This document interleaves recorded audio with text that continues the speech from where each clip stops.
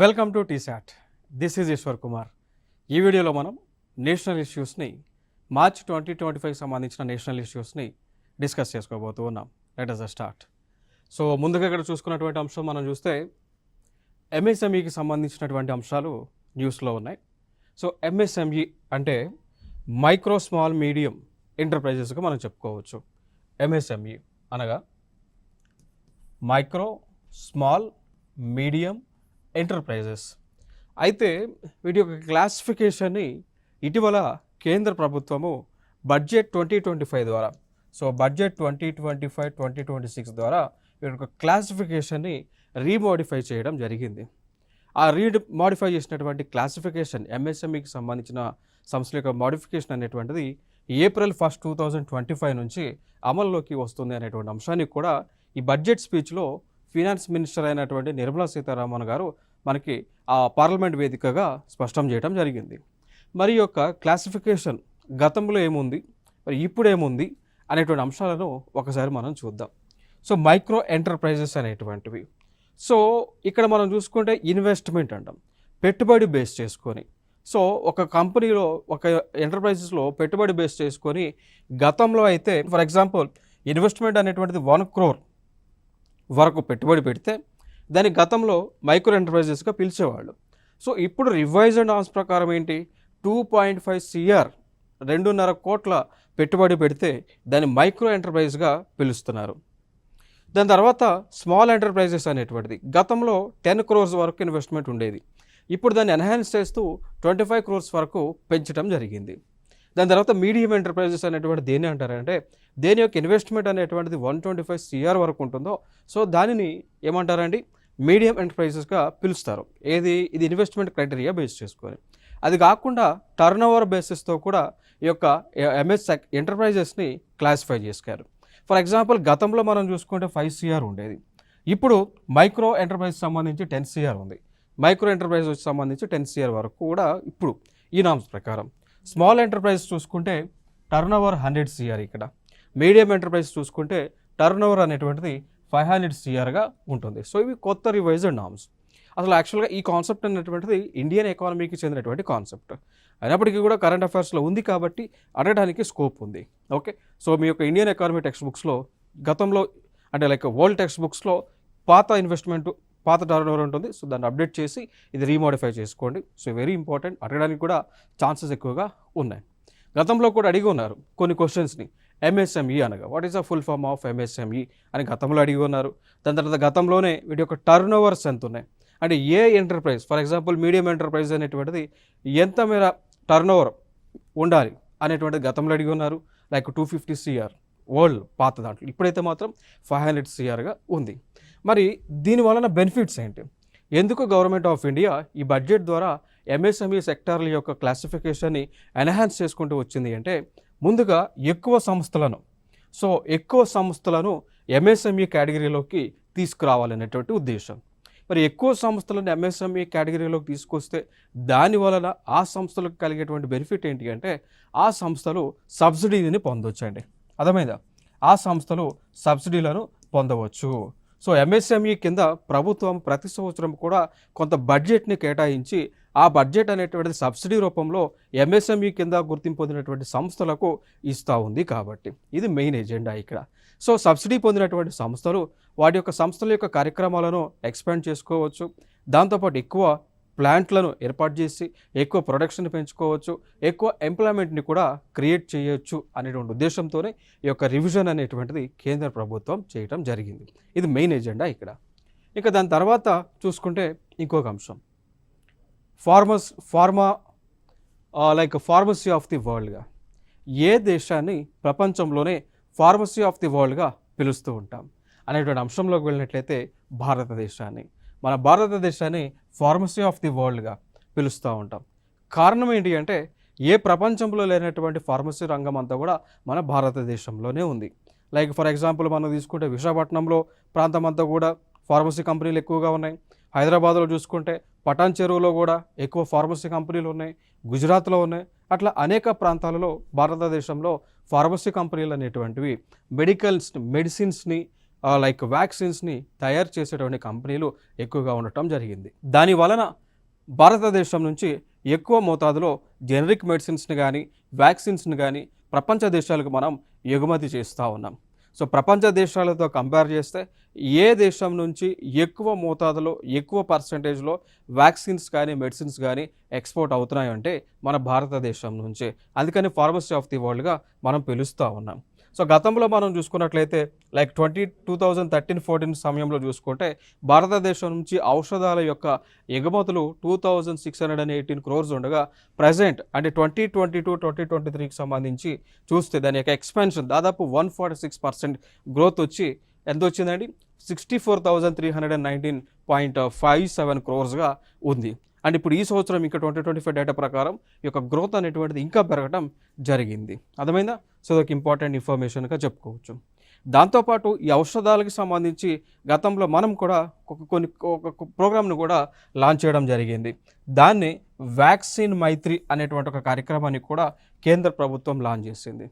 ఈ యొక్క వ్యాక్సిన్ మైత్రి అనేటువంటి ప్రోగ్రాం దేనికి సంబంధించింది అంటే గతంలో కోవిడ్-19 సో కరోనా వైరస్ అనేటువంటిది ప్రపంచ దేశాలను వణికిస్తున్నటువంటి సందర్భంలో భారతదేశము ఉచితంగా ప్రపంచంలో ఉన్నటువంటి దాదాపు 190 దేశాలకి కూడా ఈ యొక్క కరోనాకు సంబంధించినటువంటి వ్యాక్సిన్లు కావచ్చు, మందులు కావచ్చు, మెడిసిన్స్ కావచ్చు, ఇవన్నీ కూడా మనం సరఫరా చేయడం జరిగింది. కొన్ని దేశాలకు కూడా ఉచితంగా మనం మందులను వ్యాక్సిన్లను ఈ కరోనాని కట్టడి చేయడానికి మన భారతదేశము ఇవ్వటం జరిగింది ఈ యొక్క వ్యాక్సిన్ మైత్రి అనేటువంటి ఒక ప్రోగ్రాం ద్వారా అండి. ఇక దాని తర్వాత మనం ఒక ఎజెండా పెట్టుకున్నాం. 2025 నాటికి $100 billion మేర మన ఈ యొక్క మెడిసిన్స్ ఎక్స్పోర్ట్స్ చేయాలి అనేటువంటి టార్గెట్ను కూడా పెట్టుకోవడం జరిగింది. సో దానిలో భాగంగానే ఫార్మసీ రంగాన్ని మనం అభివృద్ధి చేస్తూ ఉన్నాం. ఫార్మసీ రంగానికి సంబంధించినటువంటి రా మెటీరియల్స్ ఏవైతే ఉన్నాయో అవి భారతదేశంలోనే అందే విధంగా కూడా మనం ఈ యొక్క మినరల్ పాలసీని కూడా కేంద్ర ప్రభుత్వం లాంచ్ చేసుకోవడం జరిగింది. మనం జ్ఞానపీఠ్ అవార్డు గురించి మనం తెలుసుకోవాలి. సో కేంద్ర ప్రభుత్వము ఇప్పుడు 59వ జ్ఞానపీఠ్ అవార్డుని అనౌన్స్ చేయడం జరిగింది అండి. మరి 59వ జ్ఞానపీఠ్ అవార్డు అనేటువంటిది అనౌన్స్ చేశారా? ఎవరిని వరించింది అంటే ఈ హిందీ రైటర్ అయినటువంటి వినోద్ కుమార్ శుక్లా గారిని వరించడం జరిగింది. అర్థమైంది కదా?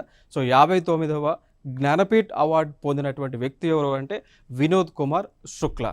సో వీరు హిందీకి సంబంధించి హిందీ సాహిత్యానికి సంబంధించినటువంటి వారికి ఒక అవార్డుని ఈ సంవత్సరం అనౌన్స్ చేయడం జరిగింది కేంద్ర ప్రభుత్వం అండి.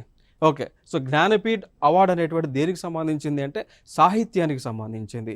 సో భారతదేశంలో ఉన్నటువంటి వివిధ భాషలకు సంబంధించినటువంటి వివిధ ప్రాంతాలకు సంబంధించిన సాహిత్యం ఏదైతే ఉందో ఆ సాహిత్యంలో విశేష కృషి చేసినటువంటి వారికి ఈ యొక్క జ్ఞానపీఠ్ అవార్డుని కేంద్ర ప్రభుత్వం ఇస్తూ ఉంటుంది. ఓకే, మరి ఈ సంవత్సరం ఛత్తీస్గఢ్ ప్రాంతానికి చెందినటువంటి 88 ఏళ్ల వయసు ఉన్నటువంటి మన వినోద్ కుమార్ శుక్లా గారికి ఇవ్వటం జరిగింది, అనౌన్స్ చేయడం జరిగింది. సో దానిలో భాగంగా మనకి అవార్డు ఇచ్చేటప్పుడు 11 లక్షల రూపాయల ప్రైజ్ మనీని ఇస్తారు. దాంతోపాటు ఒక సైటేషన్ ఇస్తారు, ప్రైజ్ మనీని ఇస్తారు, 11 lakhs ఒక సైటేషన్ ఇస్తారు, ఒక మెడల్ని కూడా ఇవ్వడం జరుగుతుంది. ఓకే, సో సరస్వతీదేవి కాంస్య విగ్రహాన్ని కూడా ఇవ్వటం జరుగుతూ ఉంటుంది. ఈ యొక్క జ్ఞానపీఠ్ అవార్డ్ సెరమనీలో ఎవరైతే విన్నర్ ఉంటారో వారికి ఇస్తూ ఉంటారు. ఇది జ్ఞానపీఠ్కి సంబంధించినటువంటి ఈ ఇన్ఫర్మేషన్. ఇప్పుడు పర్పుల్ ఫెస్ట్ గురించి మనం మాట్లాడుకుందాం. సో కేంద్ర ప్రభుత్వము అధికారికంగా ఈ యొక్క పర్పుల్ ఫెస్ట్ని నిర్వహిస్తూ ఉన్నారు. ఓకే, సో లైక్ ఈ నిర్వహించేటువంటి ప్లేస్ మనం చూసుకుంటే ఢిల్లీలో. సో ఢిల్లీలో ఉన్నటువంటి రాష్ట్రపతి భవన్ ఏదైతుందో రాష్ట్రపతి భవన్లో ఉన్నటువంటి ఒక గార్డెన్ దాని పేరే అమృత్ ఉద్యాన్. సో అక్కడ ఈ పర్పుల్ ఫెస్ట్ని కేంద్ర ప్రభుత్వము అధికారికంగా ప్రెసిడెంట్ ఆఫ్ ఇండియా యొక్క ఆధ్వర్యంలో నిర్వహించడం జరుగుతూ ఉంది. ఢిల్లీ ప్రభుత్వము డెంటల్ మొబైల్ క్లినిక్లను ఏర్పాటు చేసింది. దానికి సంబంధించినటువంటి అంశం మనం ఇక్కడ చూద్దామండి. ఓకే, సో ఢిల్లీ ప్రభుత్వం ఏం చేసింది అంటే మెయిడ్స్ అంటే Maulana Azad institute of dental sciences అనేటువంటి ఒక సంస్థతో కలిసి మొబైల్ డెంటల్ క్లినిక్లను ఏర్పాటు చేయడం జరిగింది. ఓకే, సో దీనిలో ఢిల్లీలో ఉన్నటువంటి ప్రజలకు ఉచితంగా చెకప్లను సో నేరుగా వారి ఇంటి దగ్గరే ఉచిత చెకప్లను చేయటము, దాంతోపాటు వారికి కావాల్సినటువంటి మెడిసిన్స్ని ఇవ్వటము, దాంతోపాటు surgeries like root canal treatment కానీ, లేక రకరకాల ప్రోస్థెటిక్స్ అని, ఎండోడాంటిక్స్ అని రకరకాల ట్రీట్మెంట్స్ డిపార్ట్మెంట్ సంబంధించిన ట్రీట్మెంట్స్ ఏవైతే ఉన్నాయో అవన్నీ కూడా ఉచితంగా చేయడానికి ఈ యొక్క ప్రోగ్రామ్ని మనకి ఢిల్లీ ప్రభుత్వం లాంచ్ చేయడం జరిగింది. ఓకే, సో ఇదే కోవలో మనం చూసుకుంటే రాష్ట్ర ప్రభుత్వాలు కూడా లైక్ ఆరోగ్యశ్రీ, రాజీవ్ ఆరోగ్యశ్రీ ఇలాంటి పథకాలను కూడా రాష్ట్రాలలో అమలు చేస్తూ ఉన్నారు. ఇదే మెడికల్కి సంబంధించినటువంటి కొన్ని స్కీమ్స్ మనం మాట్లాడుకోవాల్సి వస్తే ప్రధానమంత్రి జన్ ఆరోగ్య యోజన అనేటువంటి ఒక స్కీమ్ని కేంద్ర ప్రభుత్వం లాంచ్ చేసింది. ఈ స్కీమ్ ద్వారా 5 లక్షల రూపాయలు, సో ఈ స్కీమ్ ద్వారా 5 లక్షల రూపాయలను ప్రతి కుటుంబానికి, ఓకే, సో ఎవరైతే సోషియో ఎకనామిక్ కాస్ట్ సెన్సస్ 2000లో బీపీఎల్ ఫ్యామిలీగా రికార్డ్ అయి ఉన్నారో వారికి 5 లక్షల రూపాయలను మెడికల్ ఇన్సూరెన్స్ని కేంద్ర ప్రభుత్వము ఫ్రీగా ఇస్తుంది. సో ఈ ఇన్సూరెన్స్ ద్వారా భారతదేశంలో ఉన్నటువంటి సెకండరీ అండ్ టెరిషరీ హాస్పిటల్స్లో ఫ్రీగా ట్రీట్మెంట్ని పొందడానికి అవకాశం కూడా ఉంది అనేటువంటి అంశం అన్నమాట. ఇక దాని తర్వాత మనం చూసుకుంటే ఇటీవల మనం చూసుకుంటే ఆయుష్మాన్ భారత్ హెల్త్ అకౌంట్స్ అనేటువంటివి, అంటే లైక్ ఇది ఒక డిజిటల్ కార్డ్స్ని కూడా ప్రభుత్వం అందుబాటులో తీసుకొచ్చింది. సో ఈ అబా కార్డ్స్లో వ్యక్తులకు సంబంధించి భారతదేశంలో ఉన్నటువంటి ప్రజలు ఎవరైతే ఉన్నారో వారి యొక్క డయాగ్నోస్టిక్ ల్యాబ్స్ సంబంధించినటువంటి ఇన్ఫర్మేషన్ అంతా కూడా పొందుపరచడం జరిగింది. ఇక దాంతోపాటు ఇంకొక హెల్త్ గురించి మనం మాట్లాడుకోవాల్సి వస్తే ఇటీవల తెలంగాణ ప్రభుత్వము రాజీవ్ ఆరోగ్యశ్రీ పథకం ఏదైతే ఉందో దానికి సంబంధించినటువంటి మెడికల్ ఇన్సూరెన్స్ 5 lakhs రూపీస్ ఏదైతే ఉందో ఆ 5 lakhsని 10 lakhsకి పెంచడానికి కార్యక్రమాన్ని కూడా చేయడం జరిగింది. దానికి సంబంధించినటువంటి డైరెక్షన్స్ అన్నీ కూడా ప్రభుత్వము ఇవ్వటం జరిగింది. అర్థమైందా? సో ఇవన్నీ కూడా హెల్త్కి సంబంధించినటువంటి అంశాలు. ఇంకొక అంశం మనం చూసుకుంటే ఇది న్యూ ప్లాంట్కి సంబంధించినటువంటిది, ఫర్టిలైజర్ ప్లాంట్కి సంబంధించినటువంటి అంశం ఇక్కడ. So new brownfield ammonium urea కాంప్లెక్స్ని ఏర్పాటు చేశారు. నమ్రూప్ 4 అనేటువంటి పేరుతో ఈ యొక్క ఫెర్టిలైజర్ ప్లాంట్ని ఏర్పాటు చేయడం జరిగింది అండి. సో సింపుల్గా మనం చెప్పుకోవాలి అంటే కొత్తగా ఈ యొక్క మనకి ఎరువులకు సంబంధించినటువంటి ఎరువులను ఉత్పత్తి చేసేటువంటి కర్మాగారాన్ని ఎక్కడ ఏర్పాటు చేశారు? అస్సాంలో ఏర్పాటు చేయడం జరిగింది. అర్థమైంది కదా? సో ఫైనల్గా ఒక న్యూ ప్లాంట్ని నమ్రూప్ అనేటువంటి ఒక ప్లేస్లో అస్సాం రాష్ట్రంలో ప్రభుత్వము ఏర్పాటు చేయడం జరిగింది. ఈ ప్లాంట్ ద్వారా మనకి అమోనియాని అదేవిధంగా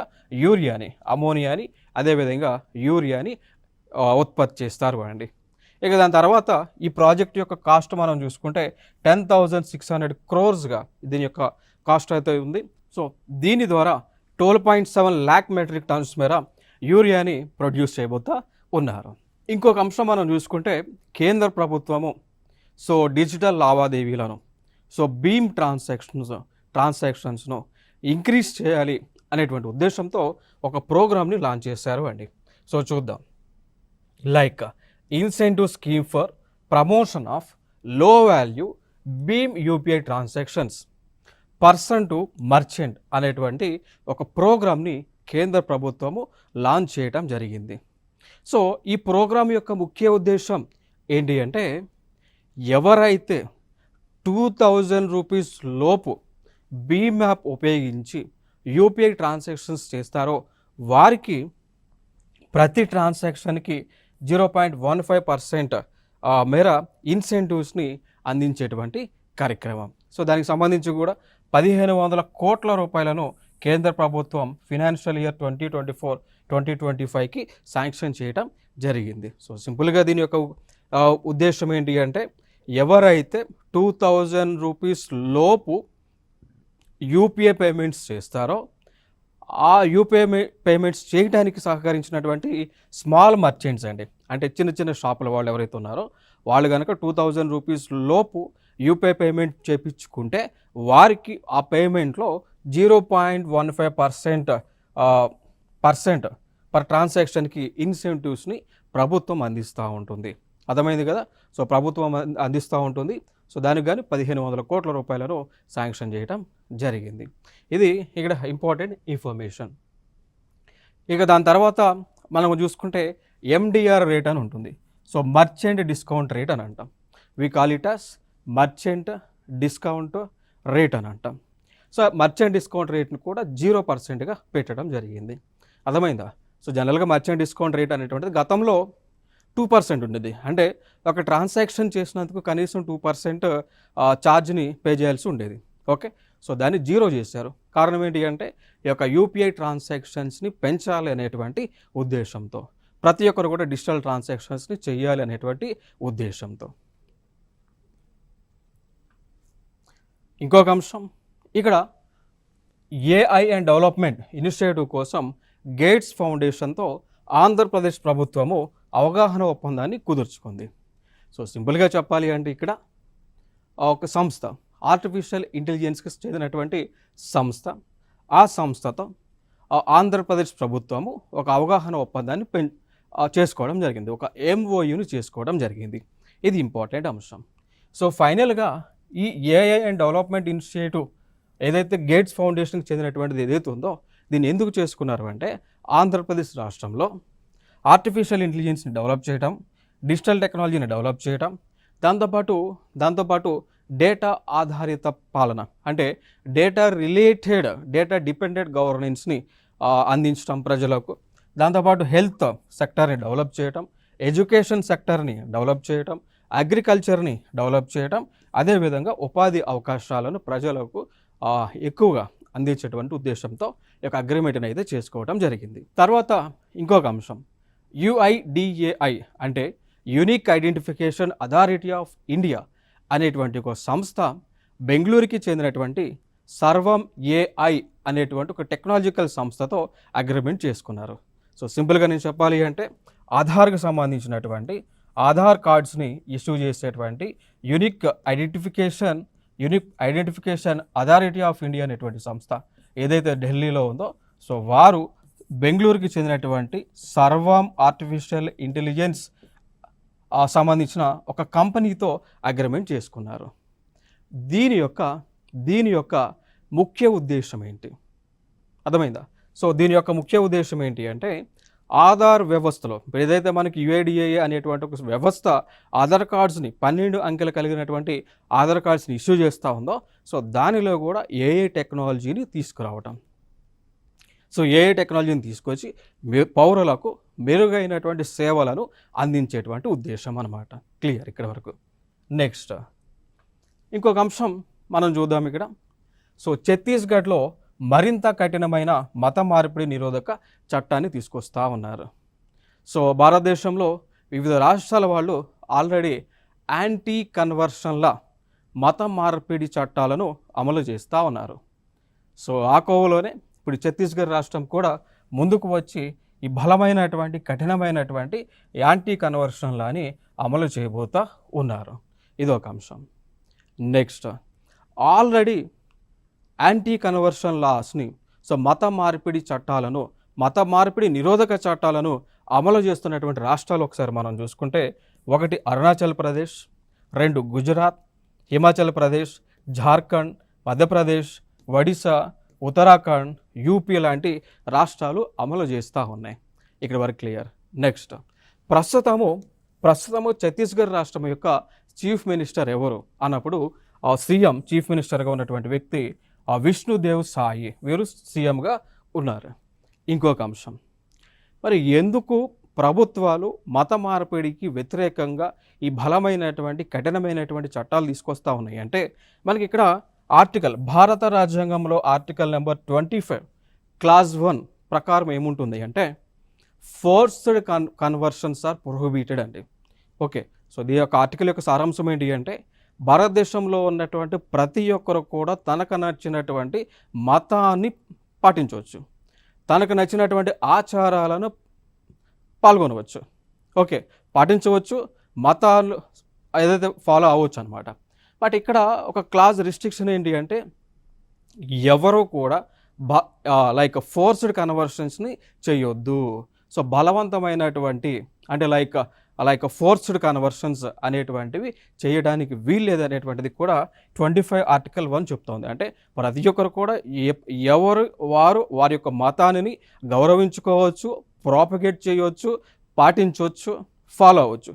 అంతే తప్ప కానీ ఫోర్స్డ్ కన్వర్షన్స్ అనేటువంటివి మాత్రం చేయడానికి వీలు లేదనేటువంటిది భారత రాజ్యాంగంలో ఉన్నటువంటి ఒక ప్రాథమిక హక్కు, ఫండమెంటల్ రైట్ అనేటువంటి ఆర్టికల్ 21 క్లాస్ 1 చెప్తా ఉంది. అందుకోసమే దీన్ని బేస్ చేసుకొని ఫోర్స్డ్ కన్వర్షన్స్ అనేటువంటివి ఉండకూడదు అనేటువంటి ఉద్దేశంతోనే ఒక యాంటీ కన్వర్షన్ లాని అనేక రాష్ట్రాలు అమలు చేస్తూ ఉన్నాయి. ఇది మెయిన్ ఎజెండా ఇక్కడ. నెక్స్ట్ అంశం, ఐఐటి మద్రాస్లో థర్మల్ రీసెర్చ్ సెంటర్ను ప్రారంభించిన ఇస్రో చైర్మన్ నారాయణ్. క్లియర్ ఇక్కడ వరకు. సో సింపుల్గా ఇక్కడ ఏమంటే ఇస్రో అనేటువంటి సంస్థ ఏదైతే ఉందో, ఇండియన్ స్పేస్ రీసెర్చ్ ఆర్గనైజేషన్ అనేటువంటి సంస్థ ఏదైతే ఉందో, వీళ్ళు ఏం చేశారంటే ఐఐటి మద్రాస్తో ఒక ఒప్పందం చేసుకున్నారు. ఒప్పందం చేసుకుని దానిలో భాగంగా థర్మల్ రీసెర్చ్ సెంటర్ని ఏర్పాటు చేశారు. సో ఈ థర్మల్ రీసెర్చ్ సెంటర్ ఏదైతే ఉందో దీని ద్వారా అనేకమైనటువంటి రీసెర్చ్లు చేయబోతూ ఉన్నారు. లైక్ ఇప్పుడు శాటిలైట్స్కి కానీ రాకెట్స్కి కావాల్సినటువంటి రీసెర్చ్లు, లైక్ మైక్రో హీట్ పైప్స్కి సంబంధించినటువంటివి కానీ, వేపర్ ఛాంబర్స్కి సంబంధించినటువంటివి కానీ, స్ప్రే కూలింగ్కి సంబంధించినటువంటివి కానీ, 2 ఫేజ్ హీట్ ట్రాన్స్ఫర్ డివైజెస్కి సంబంధించి కానీ, దాని తర్వాత లైక్ హై ఫిడెలిటీ సిమ్యులేషన్కి సంబంధించినటువంటివి కానీ, టెస్టింగ్ ఫెసిలిటీస్ కానీ, దాంతోపాటు థర్మల్ కంట్రోల్ సిస్టమ్స్ని డెవలప్ చేయడము కానీ, దాంతోపాటు శాటిలైట్స్ ఏవైతే ఉన్నాయో, సో శాటిలైట్స్లో ఈ యొక్క థర్మల్ టెంపరేచర్ని కంట్రోల్ చేయడము, ఎక్కువ టెంపరేచర్స్ ఉన్నప్పటికీ కూడా తట్టుకునే విధంగా ఆ సామర్థ్యాన్ని ఈ యొక్క శాటిలైట్స్లో, రాకెట్స్లో పెంచే విధంగా రీసెర్చ్ చేయాలనేటువంటి ఉద్దేశంతోనే ఈ యొక్క థర్మల్ రీసెర్చ్ సెంటర్ని ఏర్పాటు చేయడం జరిగింది. ఇది మెయిన్ ఇన్ఫర్మేషన్ ఇక్కడ. దాని తర్వాత ఇంకొక అంశం ఏంటి, ప్రస్తుతం ఇస్రో చైర్మన్ ఎవరు, ఇది ఒకటి గుర్తుపెట్టుకోవాలి, నారాయణ్ అనమాట. ఓకే. సో అంతకుముందు డాక్టర్ ఎస్ సోమనాథన్ గారు ఇస్రోకి చైర్మన్గా ఉన్నారు. సో వారికి పదవి కాలం కంప్లీట్ అయిన తర్వాత వారి స్థానంలో కొత్తగా నారాయణ్ గారు జాయిన్ అవ్వటం జరిగింది. సో వారు ప్రస్తుతం ఇండియన్ స్పేస్ రీసెర్చ్ ఆర్గనైజేషన్ యొక్క చైర్మన్గా ఉన్నారు నారాయణ్ గారు. ఇదొక ఇంపార్టెంట్ ఏరియా. ఇంకొక అంశం మనం చూద్దాం ఇక్కడ. Like PM Ayushman Bharat health infrastructure మిషన్ను కేంద్ర ప్రభుత్వం అనగా ministry of health and family welfare వారు లాంచ్ చేయడం జరిగింది. సో ఈ PM Ayushman Bharat health infrastructure mission ఏదైతే ఉందో ఈ ప్రోగ్రాం యొక్క ముఖ్య ఉద్దేశం ఏంటి అంటే భారతదేశంలో ఉన్నటువంటి ఈ హెల్త్ సెంటర్స్ ఏవైతే ఉన్నాయో, సో లైక్ ఆయుష్మాన్ ఆరోగ్య కేంద్రాలు, హెల్త్ అండ్ వెల్నెస్ సెంటర్స్ ఏవైతే ఉన్నాయో ఈ హెల్త్ అండ్ వెల్నెస్ సెంటర్స్లో ఇన్ఫ్రాస్ట్రక్చర్ని ఇవ్వటము, డెవలప్ చేయటము, ఇన్ఫ్రాస్ట్రక్చర్ని అందించేటువంటి కాన్సెప్టే ఈ PM Ayushman Bharat health infrastructure machine అండి. సో సింపుల్గా చెప్పాలి అంటే ఈ హాస్పిటల్స్కి కావాల్సినటువంటి ఎక్స్రే మిషన్స్ కానీ, మెడిసిన్స్ కానీ, ఎంఆర్ఐ స్కానర్స్ కానీ, ఈసీజీలు కానీ ఇవన్నీ అందించాలన్నటువంటి మెయిన్ ఎజెండా ఇక్కడ. ఓకే. సో ఇది ఒక ఇంపార్టెంట్ ఏరియా. సో దీనికోసం కూడా ఫండ్ను కూడా కేటాయించారు. దాదాపు మనం చూసుకుంటే 64,180 కోట్ల ఫండ్ని కేటాయించడం జరిగింది. సో దీని ద్వారా భారతదేశంలో ఉన్నటువంటి దాదాపు 602 డిస్ట్రిక్ట్స్లో ఉన్న ఈ బ్లాక్ హాస్పిటల్స్లో ఈ యొక్క మనకి ఫెసిలిటీస్ అనేటువంటివి అందించబోతూ ఉన్నారు. ఇది ఈ పిఎం అబీమ్కి సంబంధించినటువంటి ఇన్ఫర్మేషన్. సో ఫర్దర్ వీడియోస్లో సరికొత్త అంశాలతో మీ ముందుకు రావడం జరుగుతుంది. Thank you so much.